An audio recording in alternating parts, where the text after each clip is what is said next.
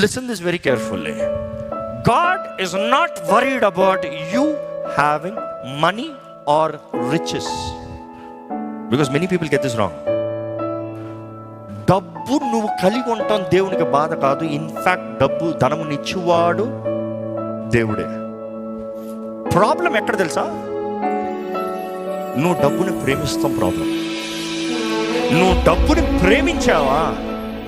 That's a serious concern.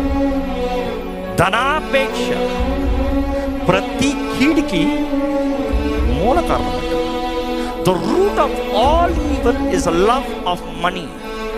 Don't blame money, it is your love towards money. అర్థమవుతుందండి తేడా? దేవుడు నువ్వు ఎంతైతే హ్యాండిల్ చేయగలుగుతావు అంత ఇస్తాడు.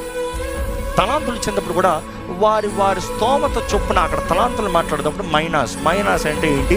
2.5 సంవత్సరంలో జీతము ఒక మైనా. సో ఒక్కొక్కరికి అన్ని మైనాస్ ఇచ్చాడంటే అంతంత ధనముని ఇచ్చాడు. అంటే ఎంత ఇచ్చాడు? వారి స్తోమత చొప్పున. అంటే ఎంత అయితే నువ్వు హ్యాండిల్ చేయగలుగుతావు.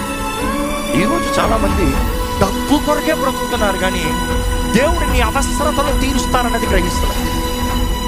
డబ్బును వెతుకుతున్నామా? దేవుడు వెతుకుతున్నామా? ఆయన నీతి, ఆయన రాజ్యం వెతుకుతున్నామా?